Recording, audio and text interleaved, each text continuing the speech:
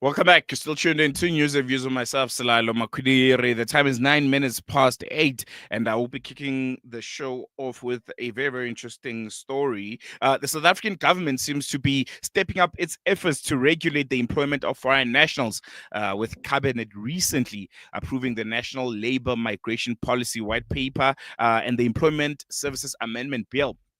New quotas may soon limit how many foreign workers can be hired in sectors like agriculture, in sectors like hospitality, tourism, and construction.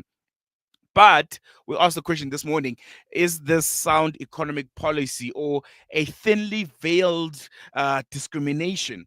And we'll be talking to Dr. Dale McKinley, who argues that these measures clash with the Constitution and may unfairly target documented immigrants. But another side to this is, with over 30% unemployment and youth unemployment even higher, others say the country can't afford not to act.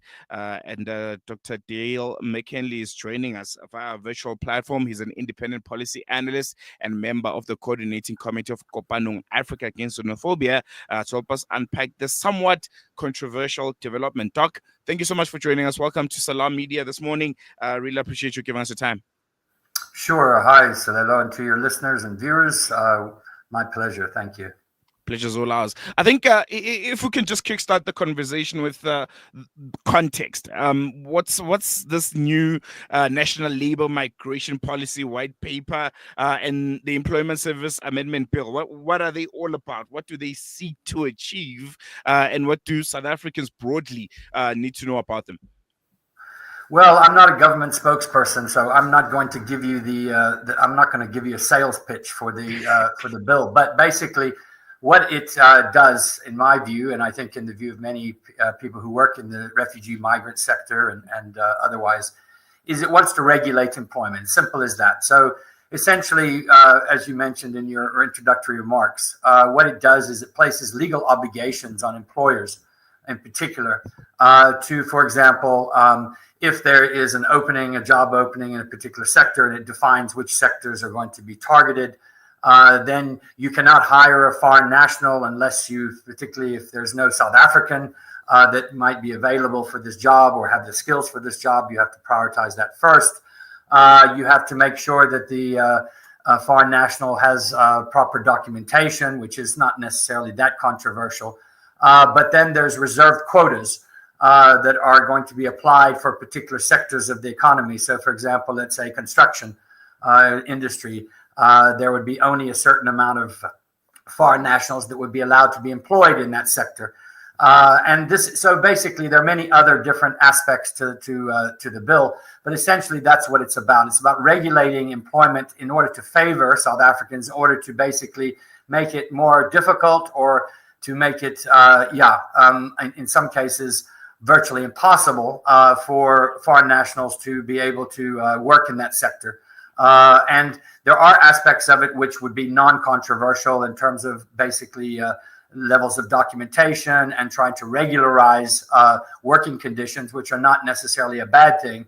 But I think the controversial aspects are related to the targeting of foreign nationals in particular, and the issue of documentation and otherwise. Yeah. Mm-hmm.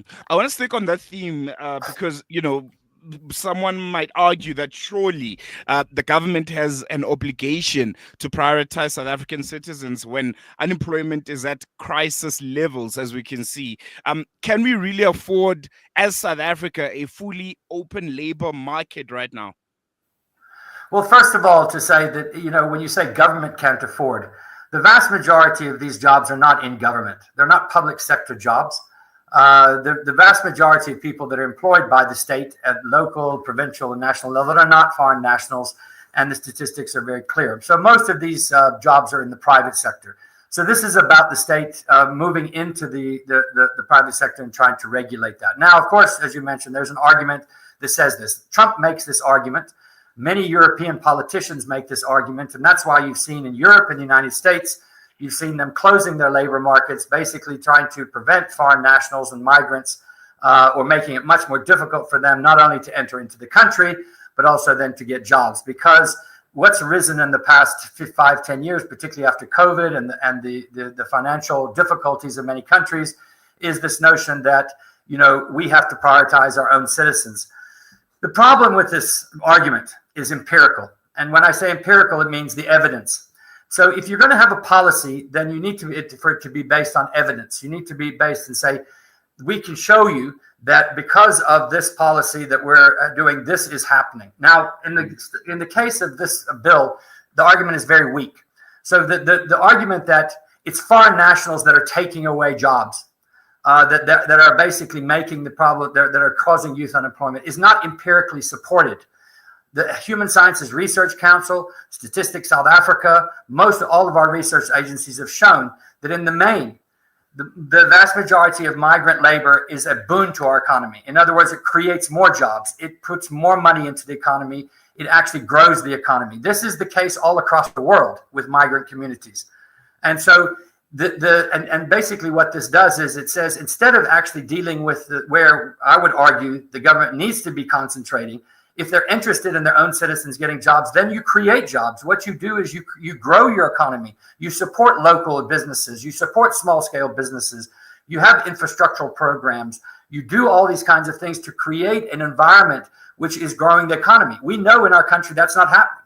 So we have a situation where a political class, which is not doing its job, which has failed on the economic growth front, which has failed to basically run our economy properly, is now turning and scapegoating foreign nationals for the problems that they then create. And it's an easy political thing to do, because foreign nationals and mostly migrants are the most vulnerable people generally in all societies and don't have the legal rights and otherwise, and they're easy to blame. And this is the problem. What we're saying is this is an easy solution to a very complex problem that needs much more debate and discussion. You've made the argument that this legislation clashes with the Constitution of South Africa. Could you maybe just touch and point us to some of those specific rights that are being violated, and explain why you believe they are being violated and it is unconstitutional? Sure. So basically, what our Constitution says, and this is very clear, is that if you are a legal resident in our country, in other words, you have documentation, you are here, you have a work permit, you have a permanent residence, whatever it is, you're not necessarily a citizen, but you're in this country for whatever purposes there are that you have every single right that is in the Constitution. In other words, you have the right to assembly, you have the right to protest, you have the right to free speech. You don't lose those rights simply because of your nationality, simply because you hold a different kind of passport and you're resident in our country. This would be ridiculous. It would be like saying, which is what Trump is trying to do on the Palestinian question. What he's trying to say is, we're not going to allow people into the United States who criticize Israel.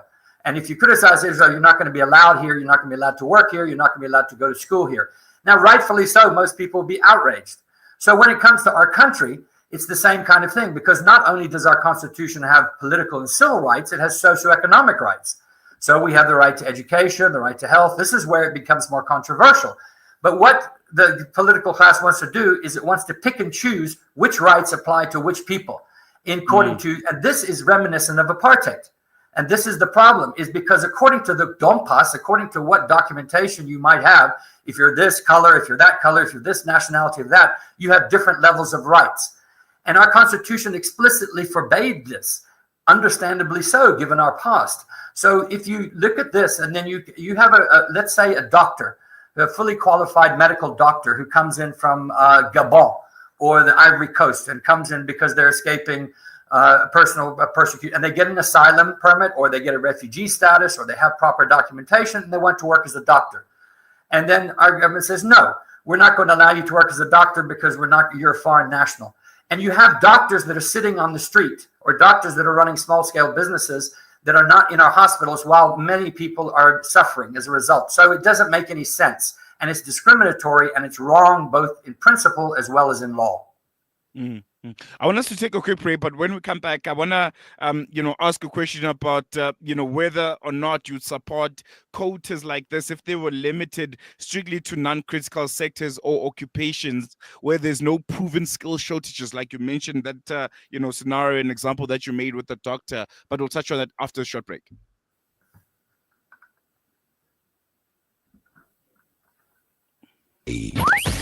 This is Salam Media.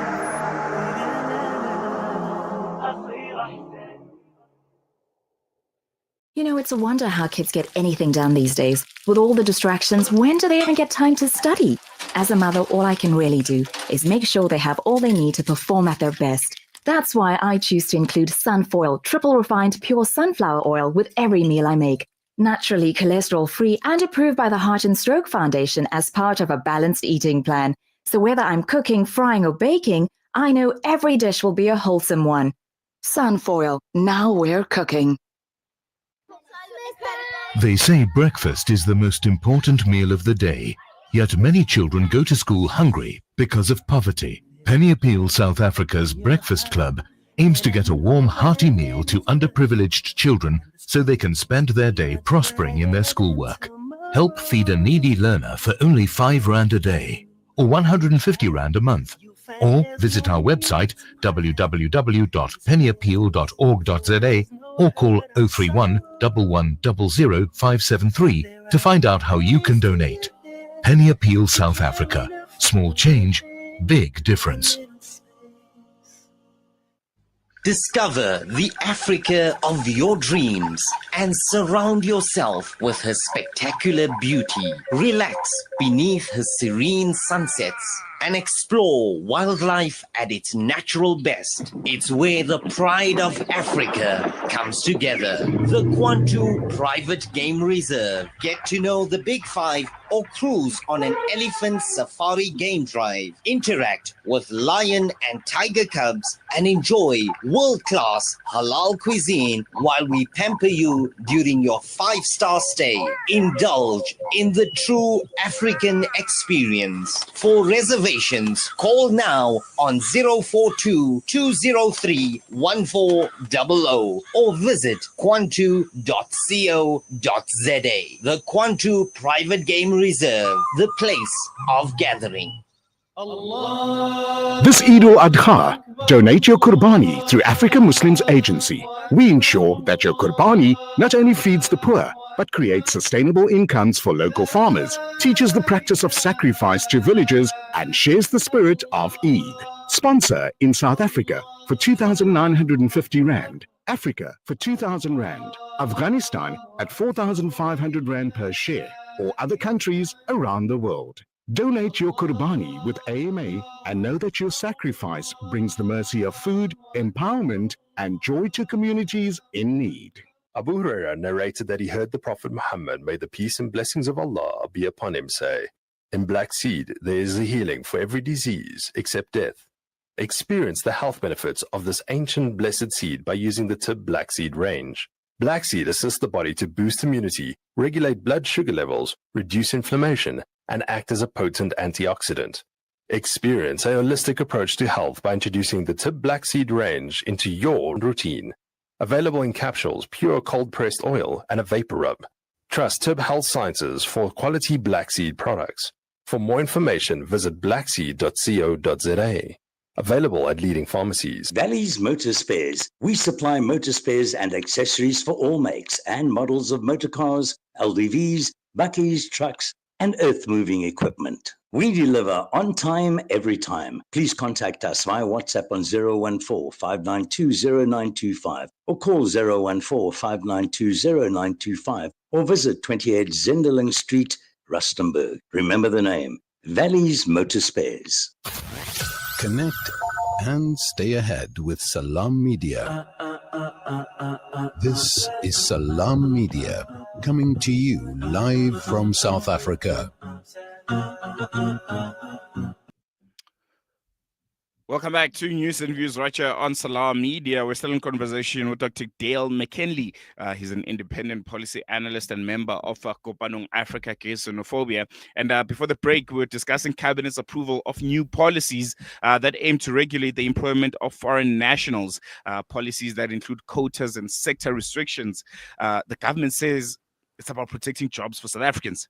But critics say it may violate constitutional rights and fuel xenophobia. We already know how tense the situation is on the ground. We already know how some political parties are even, trying to, gain voters and followers using this, sentiment that comes out as very, very xenophobic, at most. And Dr. McKinley, thank you so much for staying with us. Before we went to that short break, I wanted to touch briefly on whether or not you would support quotas like this if they were limited strictly to non-critical sectors or occupations where there's no proven skill shortages. Would this be a consideration, maybe?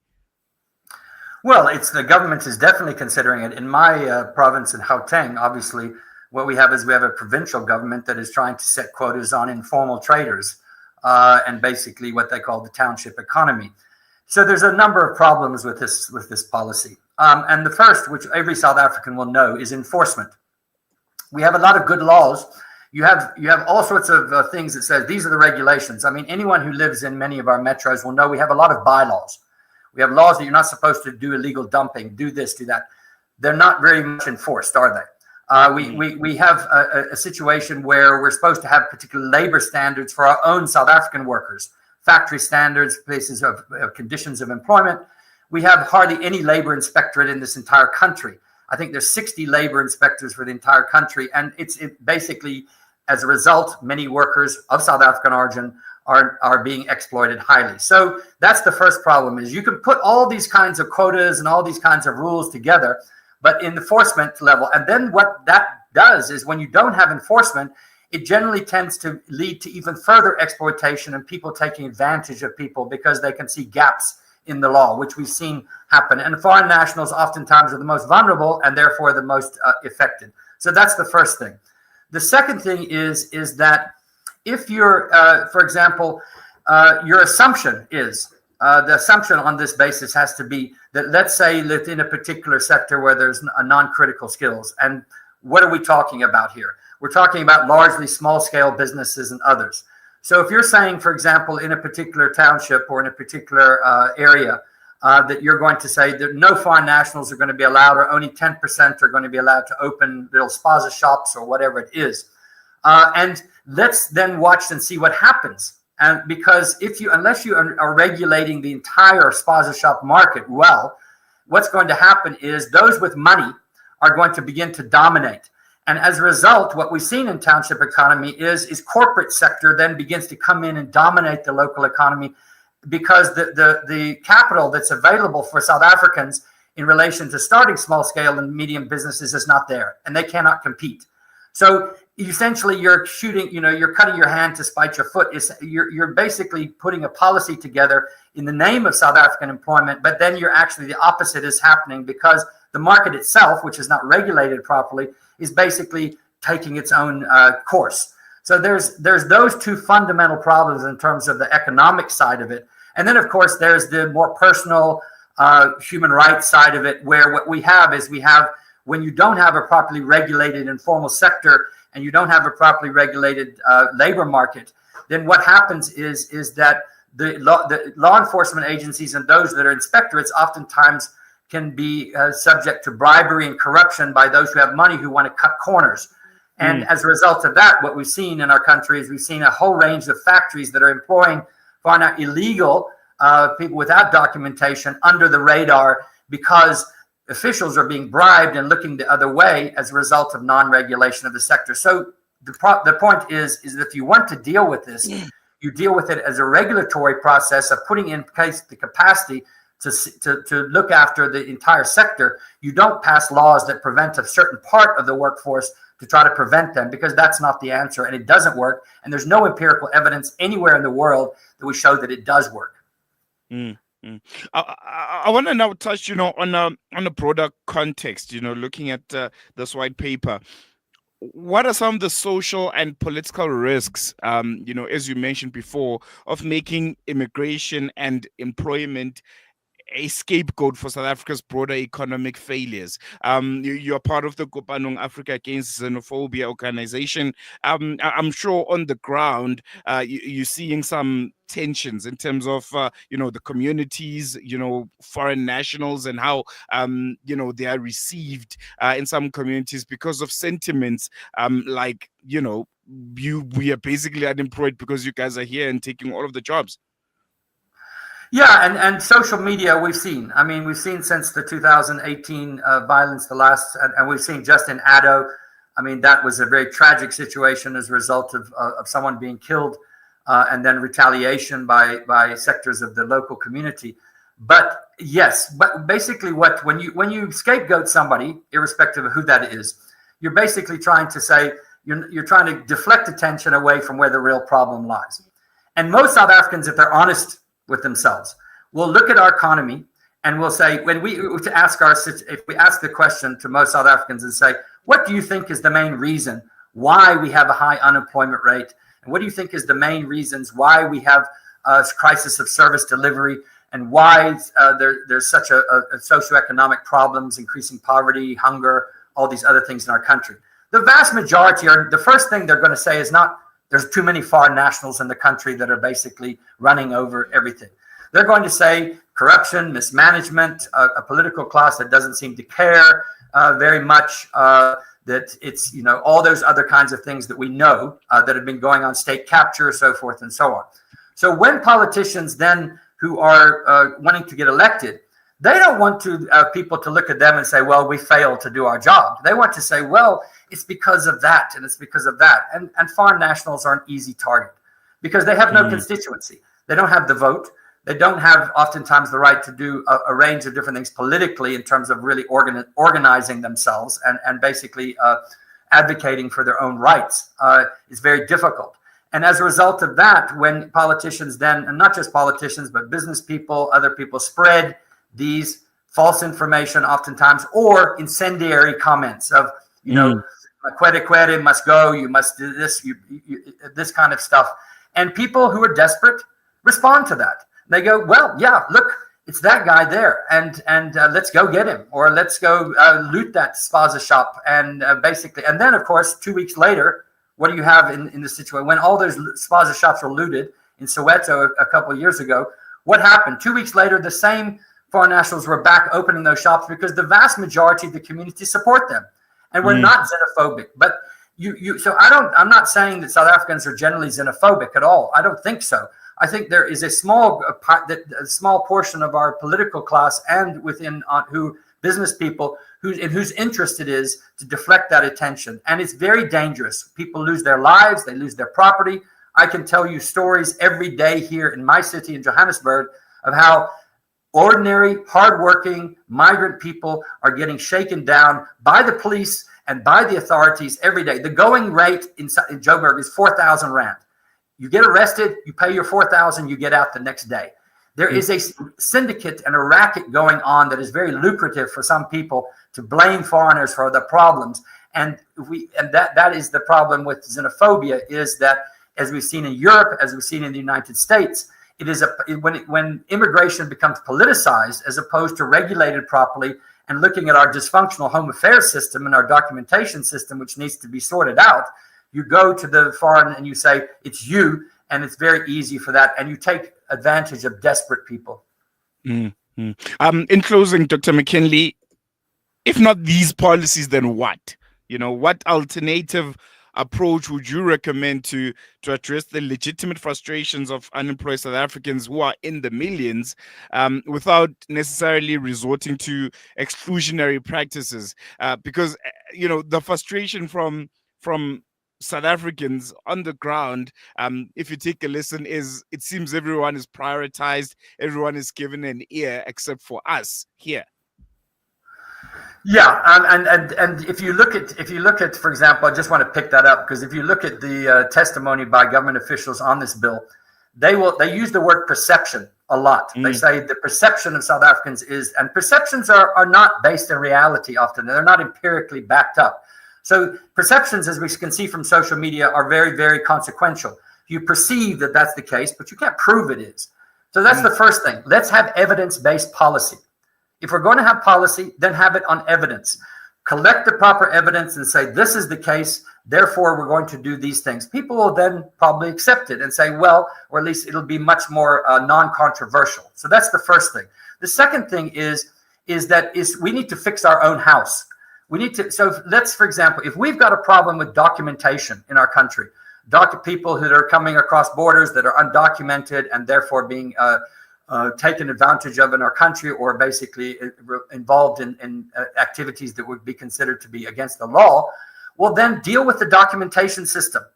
Deal with the proper, where it is there, have a proper immigration system where you can go through, you have proper consideration of asylum and refugee permits, you have proper work permits that are done, you do it in a systematic way. And by the way, let's mention that this doesn't just apply to foreign nationals. There are over 2.5 million South Africans that are undocumented, our own citizens who are undocumented and who face exactly the same kinds of problems. So a documentation problem is not a foreign national problem. It's a problem with governance. It's a problem with an institution. And that needs to be sorted out. The Department of Home Affairs needs to be sorted out. So you sort that out. And then what you have is you have a proper immigration system where you're basically regulating things according to whatever your priorities, your developmental priorities are. You're not discriminating against people that are already in the country, that are working and doing so legally and contributing to the economy. But you're basically then not. So what this policy is doing is it's coming after the fact. It's ignoring where the structural problems are, and it's coming with problems to try to sort of plug particular gaps. That's not going to work. And then the third thing is that our government must begin to implement policies, and this has been argued many, many years now, that are supportive of local and small-scale economies and businesses. What we tend to prioritize is big corporates. We tend to prioritize massive investments, foreign direct investments, and so forth, huge projects. We ignore the local economies, and we can see the result. In every small town in our country, the towns are dying. Local economies are in trouble. And this is where the government must put its money. If you put money and infrastructure and training, if there's critical skill shortages, begin to start TVET colleges that train people in particular areas of the economy that we need. The government has failed to do that on the education system. Therefore, if you begin to build up your own economy for your own citizens from the inside through those policies, what you do is then you deal with the fundamental structural problems. You don't come from the top and say, no, it's these people up here who are the problem, because it's like trying to deal with crime by building more prisons. Building more prisons for crime is not going to solve the issue of crime, because the issues of crime are much more deep and complex and structural. If you don't deal with where the source of the wound and the source of the problem is, you're always going to be putting a Band-Aid on the solution. All right. And I think we're going to on that note, Dr. McKinley, thank you so much for chatting to us. Always a pleasure, and hope you have a great day ahead of you. Thanks. My pleasure. Thank you. Dr. Dale McKinley. He's an independent policy analyst and part of the coordinating committee of Kopanang Africa Against Xenophobia. And yeah, what do you think? What's your thoughts around this? I think it's clear that while there's a real and pressing concern around undocumented migration and the exploitation of cheap labor, which is very, very rampant in South Africa, there's also a deep issue here. And that's the failure of governance, the failure of long-term planning, the failure of accountability by our own government.